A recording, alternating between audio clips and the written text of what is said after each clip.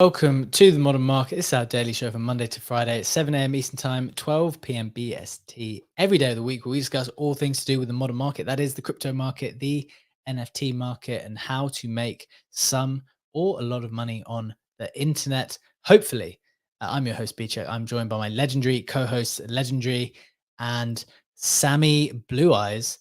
And we're going to get into everything to do with the market in just a moment. But before we do that, just a reminder, friends, that nothing that we say here is financial advice. This modern market is exceptionally risky.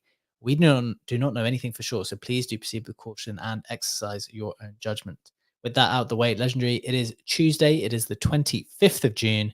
How are you doing? MGM. I love that we're sticking with the Sammy Blue Eyes. It kind of sounds like a Yu-Gi-Oh card that I would like to add to my collection. Get it graded, get a PSA 10 slapped on it, and have it like on the back. Doing quite well. I'm all very much focused and excited for the Blast TGE. That's going to happen tomorrow. And I thought a bit about it. That there's actually not a lot of information on given that the TGE is in a day. We don't really know a lot of things about that, and it's kind of taking a bit of the counter strategy that we've seen from other teams who've been like overly active in terms of communication before the TG, leading up to that, trying to hype everything up and announcing every exchange listing, every partner that they got. And Blast is playing it chill, is playing it more quiet, and is fueling more and more speculations. And it's interesting just to see the differences in the comm strategies. Yeah, that's an interesting point.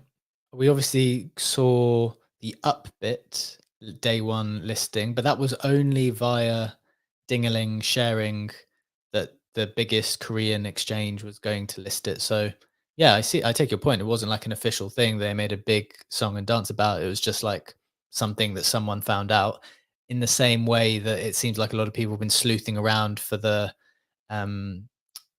number of tokens involved, the percentages, how much might be vesting for people, how much will be going to market makers.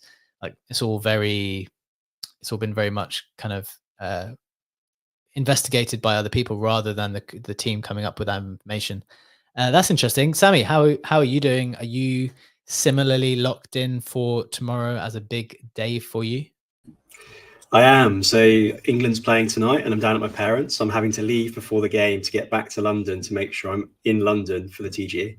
So I'm locking in the entire day. So you're locking in London for the TGE. What time's the game today, by the way? 8 p.m. UK time. I think I'm at dinner. God damn it. I'm at a dinner. Next time. We're going to have to make some rearrangements. Okay, well, that's fun. England are playing tonight, which is great. And Blast TG tomorrow. So we're going to obviously cover that in depth tomorrow. In fact, I don't know if we're going to have all the details immediately tomorrow, are we? By the time the morning is out, because we're very early EST time. So, well, we're going to cover it whenever it is relevant to cover it. And we're pretty excited. So hopefully that is interesting when it comes about. But let's get into the headlines, as always, from the snapshot, which is pinned up top. We're live on X, live on YouTube too, if you want to watch some of these visuals as they come at you. Number one, crypto price action is a little bit down. Well, it was kind of crazy, interesting price action yesterday. Bitcoin's down 3% at 60.7K. ETH was down 1% at 3.3K. Solana was up 6% to $133. First time in a while where these kind of things moved in very different directions. And Bitcoin was the one that was performing the worst. I don't know if that's happened very recently. So that was interesting to know. We're going to talk about that in a bit. As I said, Bitcoin dominance was hit as Bitcoin was down 2%. Well, we're going to ask that question in a bit. ETH was flat. Sol was up 8% at one point, and the memes were up a lot as well. So we're going to talk about what's going on there to some degree. Number two, Arbitrum Committee recommends a $27 million investment in 6 RWA protocols, including the BlackRock fund. Want to break down what's going on over there, what type of stuff they're investing in. And finally, Jump Trading President Kanav Karia departs a couple of days after CFTC probe into the firm activities. Interesting story there, which kind of links back in some ways to the Luna episode, the Luna meltdown. So try and put some pieces of information together there to see what's going on.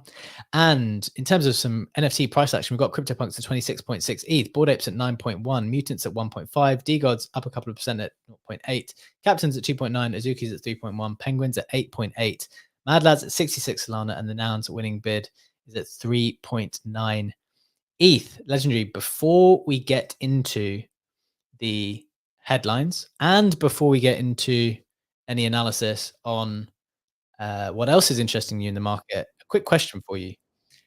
What other bits of information do you think need to go in that little rundown there? Reading NFT prices. Is there anything else that needs to go in this? I'm doing a little review of the snapshot. And if anyone who's interested, or if anyone's listening and thinks, I wish in this little rundown, someone would say these bits of information, what would it be? Put a comment in the Twitter thing now or in the YouTube. What type of information do you need? I feel like some of these NFT prices are becoming irrelevant. I don't know how much people really need to know some of those prices. What's your stance on that position first? And as I said, if anyone has a comment there, some kind of key data statistic point that you'd love to know every day, let us know right now. I feel like if anything, the Bored Apes and Mutants having both the collections is becoming kind of redundant.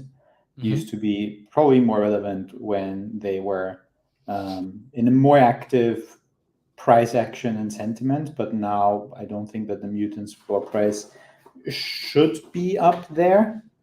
Question is, if that were to be replaced, what would it be replaced with? Because quite frankly, what we want to put in there, we want to put more covers in there that's going to move around the TGE. And we also do the part where we look at what is trending on the day on the Mintify heat map after that. So maybe that section could be actually slimmed down quite a fair bit. Yeah, potentially. Sammy, any thoughts? Because I'm going to put my thought out there and I'm going to explain why. I think one of the things I've been thinking is, I think for a long period of time, I had something judgmental in some ways against memes. For example, there's something gross about memes. I don't know what it is. It's like, it's too fast. There's a lot of rugs. And there was something holier about NFTs. I'm not saying that's the correct interpretation. I'm saying that's what I feel like it was for a period of time, just because they were wrapped up in this animal packaging. And I'm starting to wonder, do we need the meme rundown? If that's where the attention is, if that's where the capital that used to flow to NFTs so much is now going into memes, should we get rid of this holier aspect to the NFTs themselves? And look, we're still going to cover them, of course. Some of them are super interesting. Some of them are incredibly interesting assets and valuable assets too. But it doesn't mean that memes should be sidelined in that respect. Do you have a specific thought on that, or anything else that should be going in there? Yeah, I think memes, they're obviously got traction now. You've got political figures stating that they want meme officers. You've got celebrities coming back into the space creating meme coins or community coins. So it's definitely useful to have a gauge. But I think what would be more interesting, and something that I would look at, is probably statistics around users by each big segment. So for instance, Telegram. Seeing a change in the number of people using Telegram would be interesting to me, because it'd be, okay, well, people are kind of transitioning to there. So maybe the activity is going to go there. Whether it's a comparison, like a benchmark of like Telegram, Solana, Base, and then, I don't know, Blast for season 2, or whoever else you think's in there, just a quick snapshot of what those active wallets or addresses are, and just seeing the change on a day-to-day basis, we can then monitor that in real time. And we can perhaps shift our attention to seeing, okay, well, what's actually, what are the numbers telling us? Where is this attention actually flowing? And then that might be able to guide the conversation with a bit of data backing it. Yeah, interesting point. I mean, I used to do the volume for each NFT marketplace, and I feel like people stopped, like that kind of became a redundant thing. I think with that though, it's easier to falsify that, because you've just got wash trading.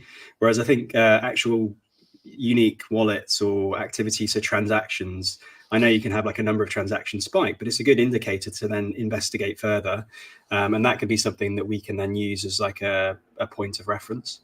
And I think definitely, like, one of the things that stood out to me recently on the timeline, something that Brad shared, I can see him in the audience, excellent on the data analysis side, was sharing the number of I can't remember if it was number of transactions or fees generated by Blast just in the last few months or so. And I think it took a lot of people by surprise because people are not monitoring those key data points. So I think that's a fair point. I'm going to be working on reviewing some of this stuff and making some adjustments in just a little bit. Funky, your hand is raised first. Before we get into the review of what else is going on in the market, what else is catching our attention, what's up? Welcome to the stage, my friend. What are your thoughts? GM fam, I just want to say, don't overthink it, B. You do a great job with it. I think it's a very holistic view of the market. I'm not an NFT trader, flipper, anything like that. I still love reading those little snippets about, the hooded punk selling for 250 ETH and everything else. Just like you used to cover ApeCoin a lot, and that's been phased out. I think you just follow your gut. You know the market. You know what people are going to respond to. If you add a little bit of memes there, but don't overthink it. I think you're doing a great job with the snapshot. Appreciate it, man. Appreciate that very much. Just seeing Veggie Dave's comment on the Modern Market account saying, add Puppet's floor to the morning market price rundown, please. Interestingly, that's actually going to be there, Veggie Dave. So don't worry about that. There might even be some nice puppet imagery as well to go with it. So I'm working on it. It's going to get better. We're upgrading pretty soon. Okay, let's get into it. Legendary, we normally go to you now to ask what else is capturing your attention in the market. Yeah, what's on your mind? Yeah, absolutely. I mean, if we look at the mainnet side of things in terms of NFTs, clear winner seem to be MFers, up almost 20% back to a 0.28 ETH floor over the last 24 hours. So they've seen a nice little pump. And the second collection that I also would pick out kind of continues what we touched on yesterday, which was that gaming seems to see a bit more momentum with the Sword of Grandia, which we talked about yesterday, and the Founders Pirates pumping. Today we see that Pixelmon is actually up a fair bit. They are up around 7 to 8% over the last 24 hours. The Genesis Mons, that is. Okay. Yep. Interesting call outs. Interesting. MF is up almost 20%. That's cool to see. Sammy, any thoughts on the NFTs, either on mainnet side or the Blast side, as it relates to TGE happening now? I think one of the things I've been working through, although I haven't come to a concrete conclusion on this, is obviously Blur season 3 farming is also over now. So what happens? Like, what happens now? Where do you see NFTs both on mainnet going, the stuff on the Blast side? What do you think is the natural conclusion here? Well, I think ETH NFTs have to go through a healing process of kind of having that trust back into them not getting dumped anymore. And I think having those farmers out, like I think 9059, so Stats has already told us about that. And I agree with his take that you actually removing that kind of mechanic or that mechanism, I think that could be good for ETH NFTs. We might see a healing on that and potentially the bottoms in. On the ETH side, I think that there's some ladies that we've touched on. I've just put a post in our private chat that Whale made this morning, and it shows the floor price over time. And you can see Milady's a clear winner because there's no roadmap. It's just memes, and they just kind of continue to grow, whereas everything else has pretty much gone down. And I think that's quite an interesting analysis. And maybe that's to do with MFers as well, why they've kind of run. It's like, okay, well, they don't really have a roadmap. There's not really any real utility other than the meme. And having that kind of has a lot of power sometimes, especially when the market is generally down. On the Blast side, so separate to that, I do think coming into TGE, I mean, it's a sea of red at the moment. So I'm actually looking at potential bargains to pick up that I intend to do season 2, like I will participate. So I'm trying to think, okay, well, what's cheap now that I can get into? Okay. And I think things like the Blaster keys, because I think that's a good platform that will be around for a while. So the refundable NFT mint mechanism, so accumulating for that's a pretty good opportunity. I think Wolf Game has still have their bigger game launching eventually.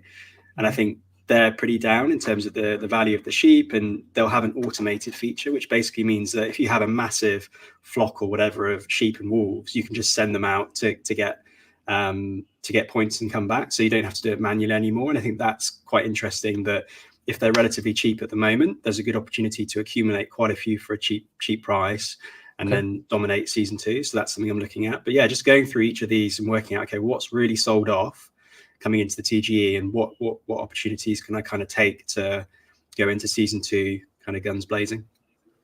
Fair point. And the interesting thing about Blast, I guess, is a lot of those NFT, well, maybe not all of them, but at least some of them that you mentioned are refundable, right? So I think the Blaster keys, are the Blaster keys refundable themselves? I know many of the NFTs on Blaster are refundable, and so you're kind of taking not a lot of risk, or not you're capping your downside risk if you're even buying above that refundable price. But are the keys themselves? You have to be careful. So there's upgraded keys. So the upgraded keys, they have a bigger multiplier. So there's a 3x multiplier versus a 1, but they're not refundable. So the floor on those would be, I think, at 0.2 at the moment, but the refundable ones are higher. So yeah, just be careful when you're buying those. You're aware of what you're buying. Yeah, you can see so many people getting wrecked there, but then you can almost assume that someone else will just get wrecked doing something dumb as well. Like yeah, like you could relist it and probably find someone will buy it. They're not going to check. Obviously, very, very risky strategy there, but excellent call out. That is something to keep in mind when you're doing the thinking or assuming that everything's going to be refundable when it is not. Okay, wanted to get into today's first discussion point before we get into the main headlines, and it was from a tweet I saw earlier today, and it was to do with the different kind of tokens that we've been looking at recently. This is from D. I'm going to share it on the screen for the people who are watching in as well. He said 100. It's been quite spicy recently, D's, from what I've been reading. 100 IQ capital allocators hate meme coins, but love DeFi tokens that let them lock a useless token for another useless token that gives them yield in a new useless token that they can dump on redacted pool to LPs who think the new useless token is going to go up in value. Geniuses. He went on to say, some of us learned our lessons with this bullshit in the summer of 2020 and don't want to play those games anymore. Go show your yield spreadsheets to some TradFi idiots with millions to allocate. So quite strong take here. Something that I think is worth discussing and thinking about, especially as we go into a big TGE tomorrow, and one where there's allegedly going to be some vesting. Maybe there's going to be some potential for staking as well. But even if it's not with Blast, in general at the moment, this is one of the strategies that teams are trying to facilitate for you, to try to encourage you to stake for either some rewards, for a very attractive interest rate, for, I don't know, a variety of things. And the question is it worth it? And maybe in some cases it is, maybe in some cases it's not. But that's what I want to bring to you first as a question, Legendary. What are your thoughts on this take? Should we be very cautious of these kind of DeFi tokens that are asking you to stake in order to get another token, and just embracing the meme coins instead as maybe the alternative to that? I mean, one thing we can't deny about meme coins is that they're like super honest, right? They're not promising you a roadmap. They are just absolutely there to be pumped and to be dumped and to be, entertained by doing that, or be devastated by doing that. Although, with that being said, I do not like these as like very generalistic take. I mean, I get it. It's farming engagement if you word it like that. We've been discussing it on a bit of a more serious note in our spaces when we talked about Uniswap and the legal hurdles with the fee switch, where you would actually be able to return some of the fees that the protocol is generating to the token holders, which would be quite a nice way of ownership or having skin in the game in what actually is a product. And the whole meme coin season cannot function without a functioning DeFi ecosystem with liquidity pools and DEXs. So we definitely need those DeFi protocols. And clearly they also need to have funding, and tokens have always been the most straightforward way to do that. With that being said, of course, there's been an incredible number of nefarious actors in the DeFi space as well, with multi-layer Ponzi staking this token for that token, exactly what Dees is describing, but reducing all of DeFi to that would be too much of an exaggeration or a generalistic take from my like. Okay. I mean, I think that's fair enough. Are you suggesting maybe that the only I might be putting words in your mouth here, but I'm trying to get to the essence of your point. Are you suggesting that the main or the way that these tokens would work best is if they turned the fee switch on and you could share in the revenue? If they are not able to offer that, then they're not a hold. No, I wouldn't say that either. I would rather say there's probably three things you can do with a DeFi token. You can come up with a governance mechanism that can be well executed, or can be just a facade to find at least one reason to have a token publicly facing. You can try to go for the revenue sharing model, or you can try to have basically some features locked or some more discounted fees behind a token gate, behind the token wall, to have a bit more exclusivity going there. So I would say that there's multiple things that you can do with tokens, and not only like return fees to the token holders, but that obviously would be like a very natural use case. I mean, it sounds like one of the more attractive ones to me, to be honest. And I'm not sure that many are providing enough value back. And the thing is, I remember having this conversation with, I think it was some tokenomics experts from one of the, might have been from Animoca. I was trying to get a holistic sense of, historically, is it typically worth holding your tokens for longer than when you receive them if you had invested in these DeFi protocols from whenever back in the day? And like the answer is no. I think 9 times out of 10, the stuff just trends down over time. So it's just a very difficult position for you to be in when the data doesn't even back it up, as far as I'm aware. Sammy, what's your take on this? Should we be embracing the meme coins more than this other stuff? Do you think it's significantly more honest, or are there still dangers there? No, I mean, I agree with Legendary on the honesty sense. Like, you know what it is, you're getting into. It's pretty much the world's biggest casino. You either moon or don't, but there's no lies about that. And I think that fair launch meta coming off the back of Kobe's article around the phantom market and VCs getting in and kind of retail being exit liquidity, like it kind of makes sense as to why that popped off. I do think I kind of dumb it down even further from what Dee said, that you need to understand where the yield's coming from. Like if it's from like a real revenue where someone's going to pay for that service or whatever, and then it's distributed to holders, and that has value. But if it's purely just some yield that's baked in that becomes kind of like a Ponzi, it's never going to last. And you're always going to have the token trend down as it becomes, people just going to continually dump it. So I think understanding what the actual protocol's doing, where the cash flows are coming from, is a good starting point. And if you can't work that out, then probably don't touch it.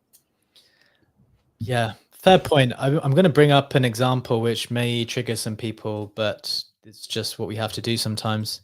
Obviously, Prime is one of it seems to be crypto Twitter's darlings because they really like the game, they really like the team. I think all those things can be valid. I'm just going to check on the price. I haven't actually looked at it for a while. Prime is down to, remember, this is the game by Parallel. They've kind of created this token. It was for the game, but then they also introduced staking. And then when they introduced that staking, there was this, I can't remember the name of it. Was it Wayfinder? I don't know if that was the name of the second token. That was like the AI token, which was related to this token.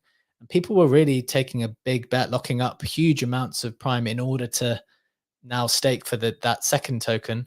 I'm just looking at the chart. I mean, it was down only for a while.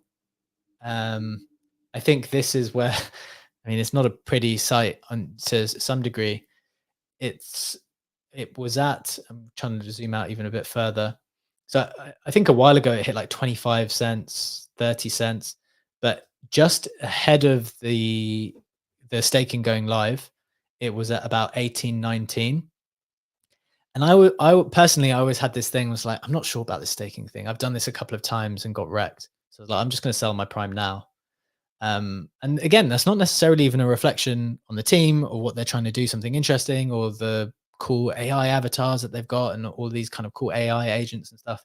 It's just like, I'm not sure about this double staking thing where you have one thing, you stake it, and then you try to get another thing. So that's where I sold, and it seems to be down 50% from there. I don't know. I mean, it's still got a FDV of $1 billion, so it's still very significant. But it seems to be the near-term effect of that moment. I'm just bringing that up because I think people will be interested in that. The near-term effect seems to have been token goes kind of detracts by the amount that the other token is expected to be. So it's probably lost half of its value because half of its value has gone to the other token in some respect.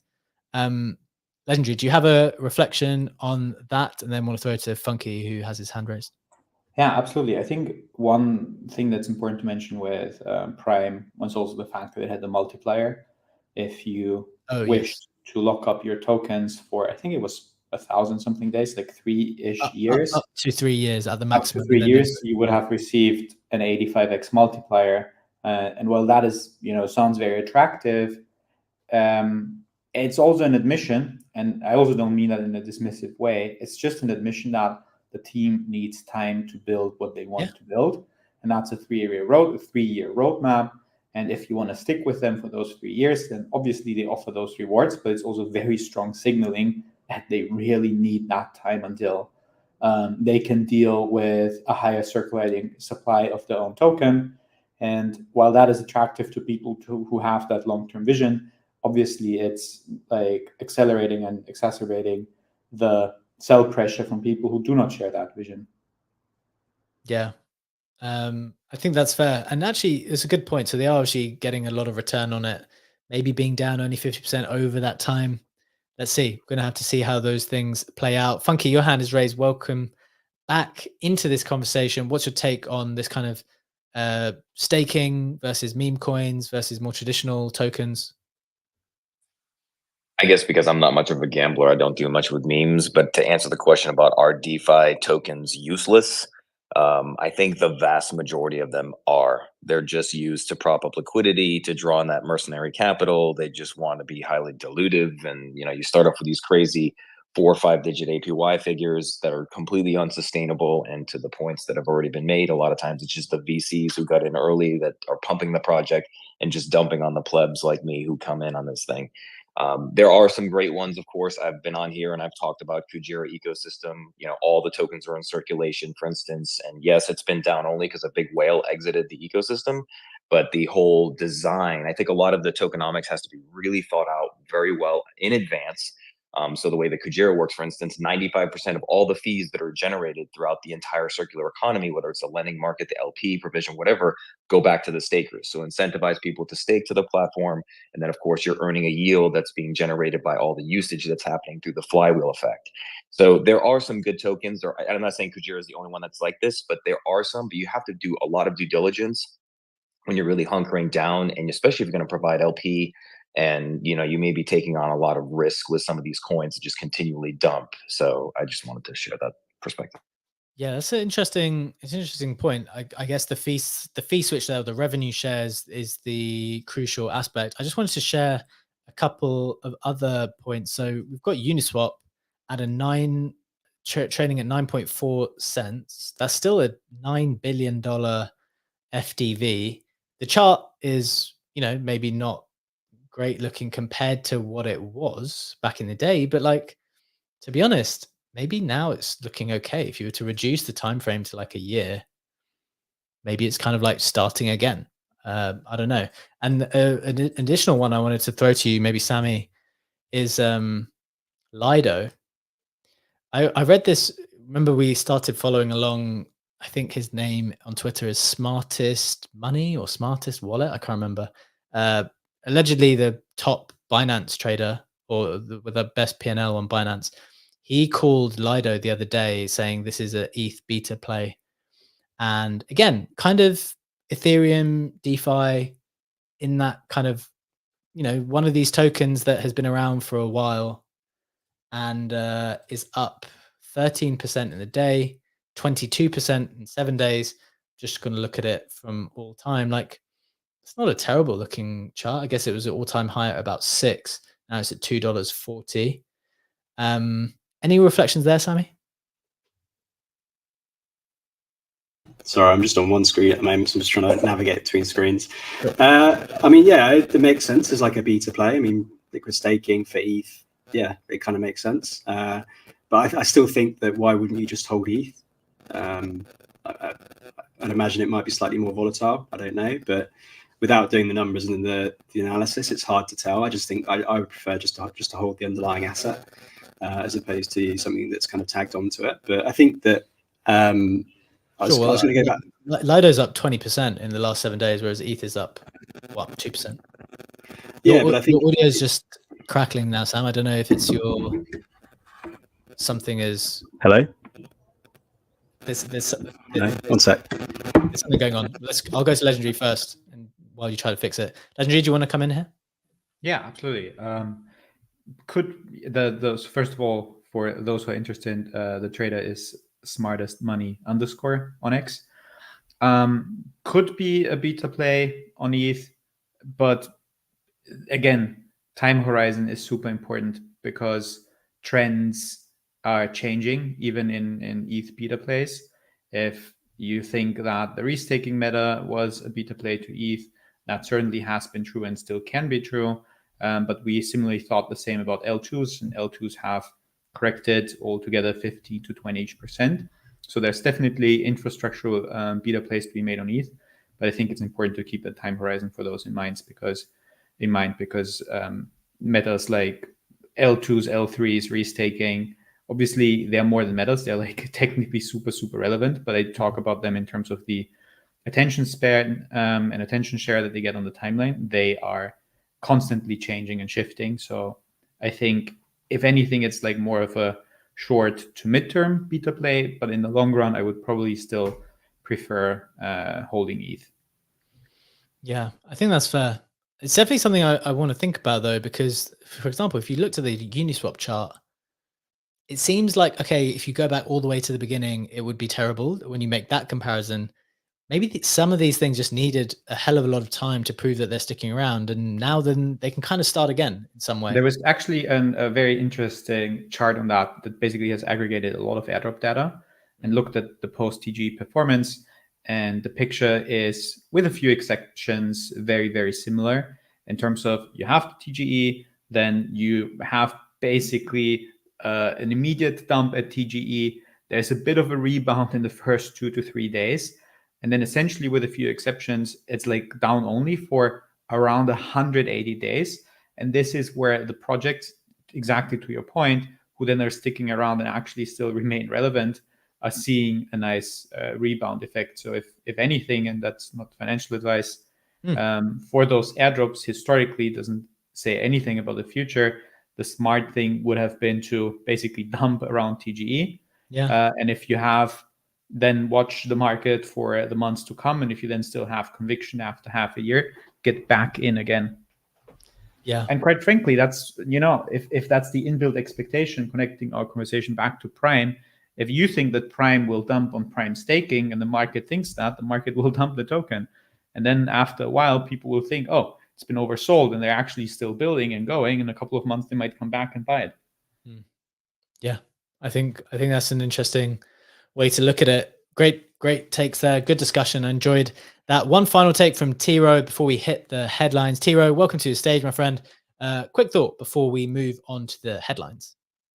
Yeah, I think there's a lot of desperate people, and liquidity matters right now, just because with the price action of what we're seeing and everything kind of going red, there's a lot of buying opportunities within the NFT market that there might be TGE or there's gaming tokens. That's the play now.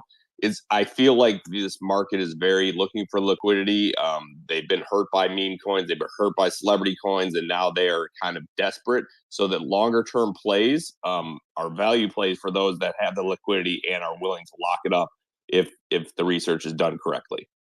Yeah, I think that's fair. I think there's definitely a lot of impatience. Maybe that feeds into this comment we just got from that guy on YouTube as well, saying everyone right now has PTSD and won't touch ETH beta and wants safety with ETH, which is usually the time ETH beta outperforms. Kind of open to that idea, because we went round and everyone was just saying, "Oh, I just want to hold ETH, just want to hold ETH," and that's my natural instinct as well. And to be fair, Lido's up 20% in 7 days, so that's probably counter trading the market and their expectations. So interesting stuff. Let's get into the headlines. Thanks for that take, Tiro. Appreciate it, and that guy in the YouTube comments too. So general market stuff. We saw Bitcoin track down significantly. It was down, I think, 3% at the time. Let me just double check where it's at now.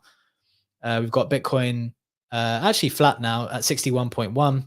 ETH up a couple of percent to almost 3.4, and Solana up 9% to 5. But the interesting thing that happened yesterday, Legendary, and this is maybe what we're going to talk about. The interesting thing that happened yesterday was Bitcoin moved down aggressively. ETH moved down a bit too. Solana ended up being up, and memes like went really, really far up. Like I think WIF was up 22% on the day. Pepe moved up. I'm sure some other memes which people hold, which were up, people are gonna tag me in the comments. So Pepe was up 13% as well. I felt like people were broadly confused about kind of what happened yesterday. That was my sense. I was a little bit confused too. What was your reading of that? What's the correct reading here, if there is one?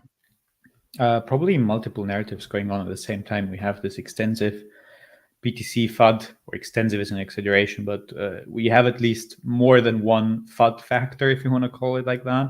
We still have the Germans moving their BTC stashes to centralized exchanges. They are still sitting on 2.34 billion-ish bit USD worth of Bitcoin this way around. And I think they moved 400 mil to a centralized exchange.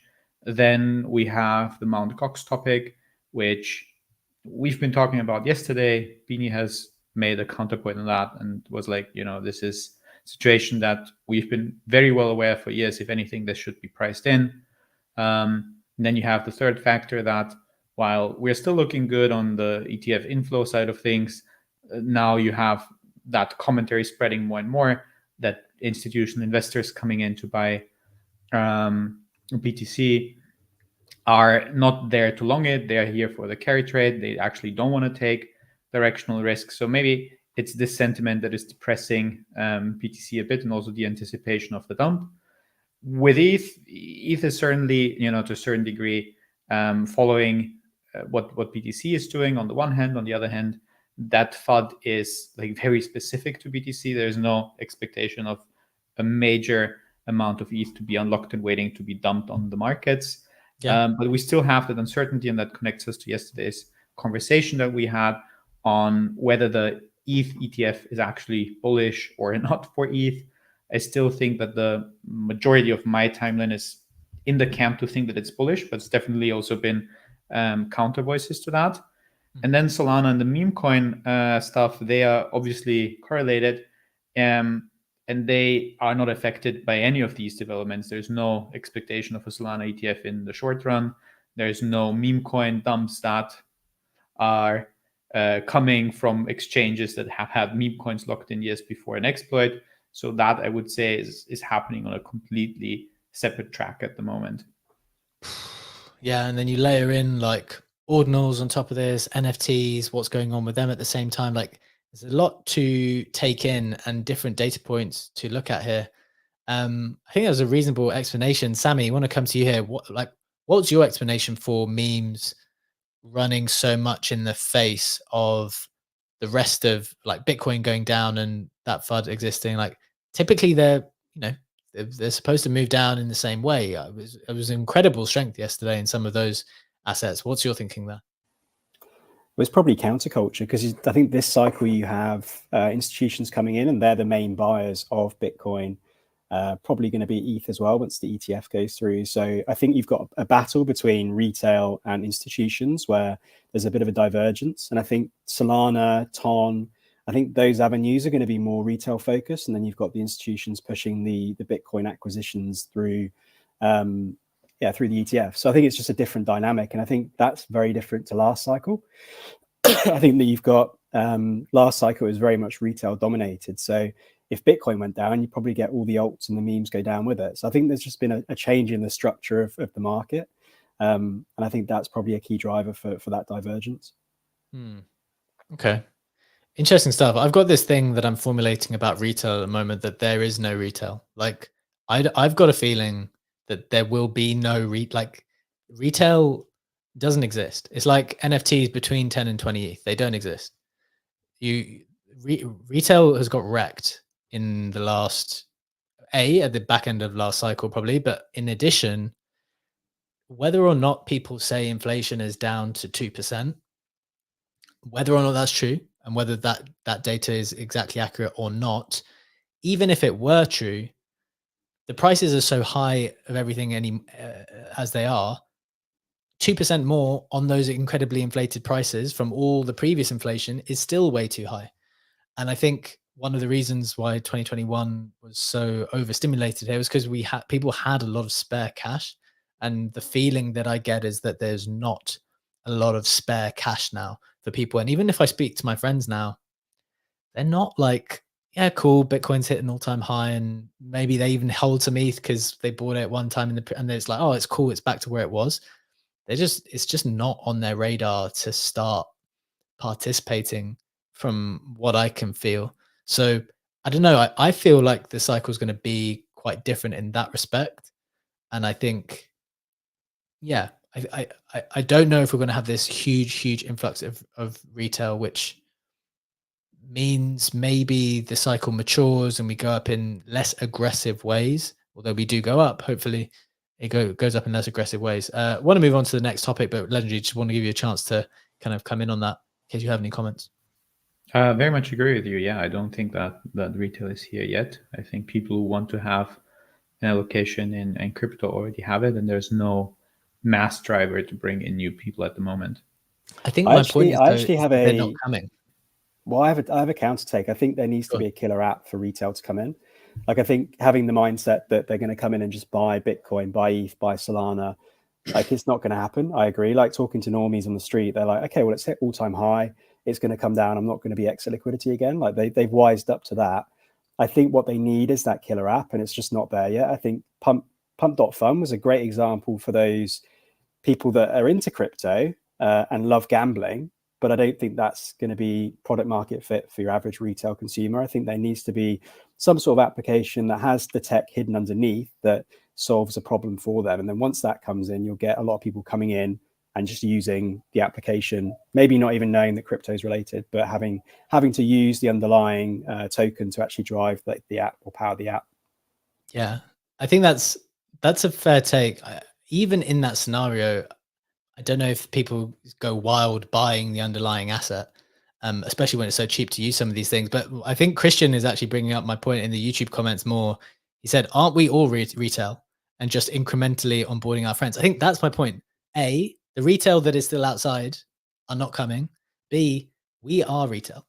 Everyone, we're not institutions. We're the people who are most interested. We're the ones who are buying the stuff, trying to make it go up. Like, this is it. This is all there is my point. This is the retail. This is the institutions. There's no more. Get used to there only being us. These 138 people in this space right now, and a few more people on YouTube too. That's it. That's all there is. That's my take at the moment. Or that's where my mind is going with some of the thinking for the reasons that I just explained before. Obviously, I'm being slightly hyperbolic, but look, that's it on that topic. Let's get into the final couple of headlines. But before we do that, we'll hit the Web3 Roundup to get you up to speed with everything else that's been happening in the space for all of us retail to enjoy. As always, this is in the snapshot, which is pinned up top. Number one, Blast announces foundation to support community in achieving the Blast vision. That TG will be tomorrow. We are looking forward to that. Number two, VanEck account changes PFP to Pudgy Penguin. That's pretty crazy to see. Next, JP Morgan reports Bitcoin miners up 22% after Core Scientific's AI deal with CoreWeave. That's interesting one to keep an eye on, the valuations of Bitcoin miners. Next, on the meme side, and in the spirit of trying to cover some more memes because that's where the attention is going, Water launched at nearly a $700 million valuation after a $40 million pre-sale but was down quite quickly after. WIF fell out of the top 50 briefly, but surged back up 21% yesterday to reclaim the 50th top coin spot. Finally, on the AI side, Apple may partner with Meta on AI as well. Obviously, we didn't announce, but we reported on Apple Intelligence the other day, where they're partnering up with OpenAI. But it looks like they might also diversify in some respect and work with Meta too. So always wanting to keep an eye on that, the technology side of things. Legendary, that's the Web3 roundup. That's everything else going on in the space. We've got 9 minutes left. I don't know which of these headlines we want to go to. Maybe the Arbitrum one or the Jump Crypto president leaving. Which direction do you want to take it? Or do you want to take it in a different direction? We'll throw it open today. Let's take it to Arbitrum. I mean, I would love to talk about Blast, but we can't do anything but speculate, and we're going to have clarity tomorrow. No We've been talking about Blast so much, but I feel like RWAs don't really get the love that they deserve. They also don't get it on Blast, so quite an interesting topic to touch on. Let's do it. You want me to set this Arbitrum stuff then? Absolutely, yeah. Okay, so this is, again, remember, this is set against Arbitrum spending $200 million last week, was it? We reported on that, or the week before, for a gaming fund. And now it looks like their endowment committee is recommending 6 real-world asset products, including BlackRock's BIDL fund. The total value of the tokenized treasury product tokens has reached 1.72 billion, more than twice the 778 million figure at the year's start. So wait, that's the value of the treasury product. But in terms of how much Arbitrum have to invest, they are recommending, this committee is recommending the DAO's treasury to invest 35 million ARB, which is worth almost $27 million from the DAO's treasury, highlighting the increasing overlap between traditional and decentralized finance. Here's the 6 products they mentioned. So they've got the BlackRock fund with Securitize, Ondo Finance's US dollar yield token, Superstate's USTB fund. I'm a bit less familiar with these ones. Mountain Protocols USDM, Open Eden's Treasury Bill Fund, and Backed Finance's B1B01 asset. So these seem like USD related tokens, so relatively risk off, but obviously making this investment on chain. The investments will be made as part of Arbitrum's stable treasury endowment program, which aims to support the network's real-world asset ecosystem by investing into stable and liquid products that generate a yield independent of crypto market volatility. Of the total 35 million, Arbitrum Step Committee proposed roughly 31% allocation to BlackRock's fund, the highest figure among the group, while Ondo Finance and Superstate each had a suggested allocation of 6 million. The STEP program saw over 30 initial applications, and 20 days ago, the committee cut the list to 17 products. To not spread the amount too thinly and increase operational or default risk causing loss of principal, we selected only 6. So that was the reason why they narrowed that down quite significantly. Legendary, want to come to you here.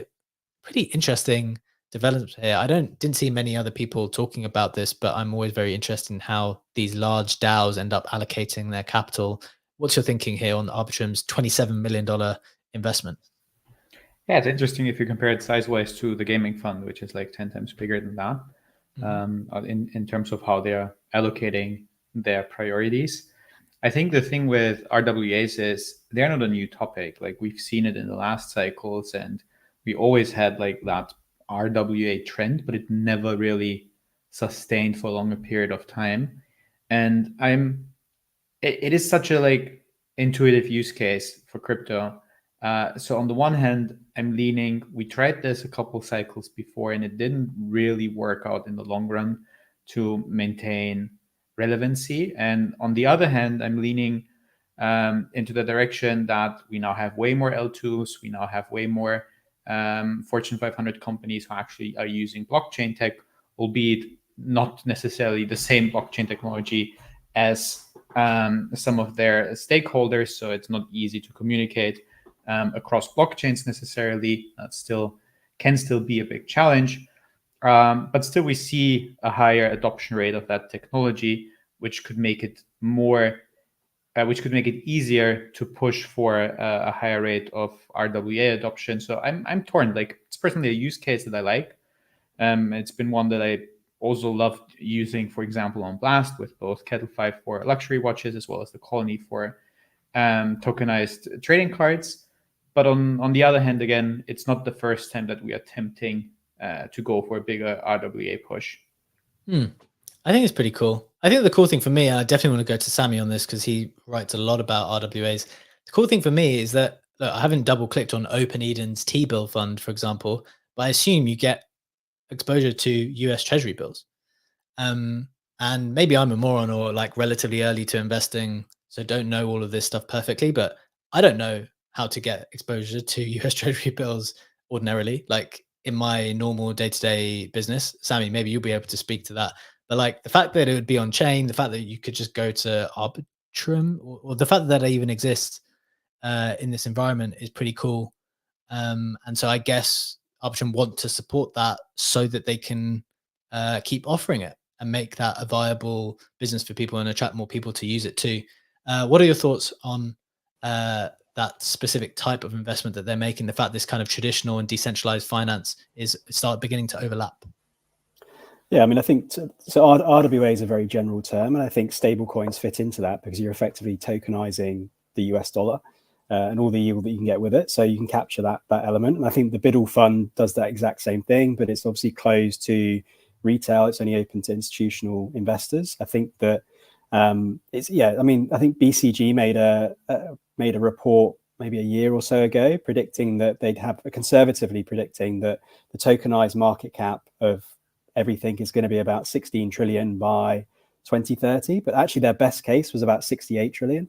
So there's obviously a huge potential for unlock and kind of bringing things on chain. And I think everything is going to be tokenized at some point. It's just a matter of when and which industries adopt it at a faster rate. And I think stable coins is probably the easiest first case mover. And I think Tether have capitalized on that early on because 6.5 billion, I think, is their revenue in a single year, which is insane for a company that doesn't have very many overheads. It's like an insane business model. So I think they're probably going to start with the low hanging fruit first, bring all those on chain, get all those money market instruments sorted, and then kind of break out. And I think, as Legendary mentioned, you've got some real good products with so stuff on Blast, whether it's Colony, Kettle, stuff off Blast on sort of Polygon. You've got Courtyard. You've also got Deepin, which is decentralized physical infrastructure. So like tokenizing physical assets almost to an extent, just to kind of have those nodes in the network. So I think RWA is this huge, like really all-encompassing term. But there's so many individual segments within that you can double click on. And I think, yeah, stable coins is the obvious low-hanging fruit to adopt first. So you can see why they're investing that. Interesting. Love that little summary from both of you. One of maybe a final takeaway, more personal takeaway for each person as an individual participant in this space is DAOs have sizable treasuries. And I've kind of made this point as well. If you've been listening or reading my work for some time, you'll know Lil Nouns DAO has been like a big sponsor of mine for quite some time. And they have like a reasonable amount of treasury.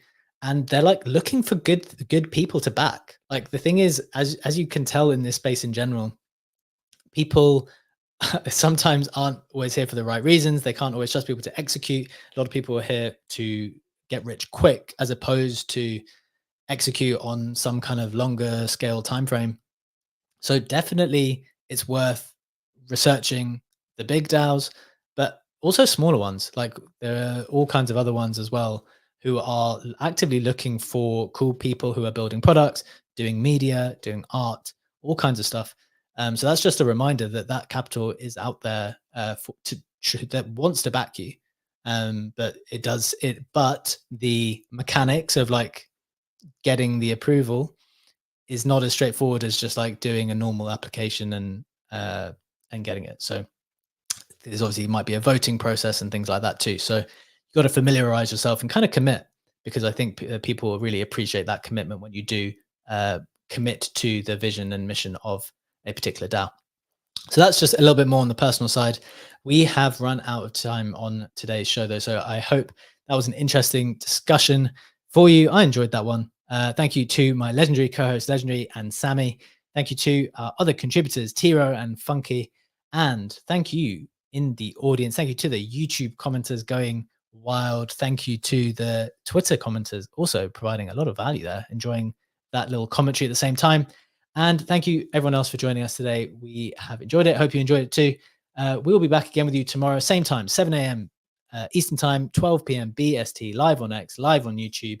Take care. Have a wonderful day. We will see you tomorrow. Bye-bye.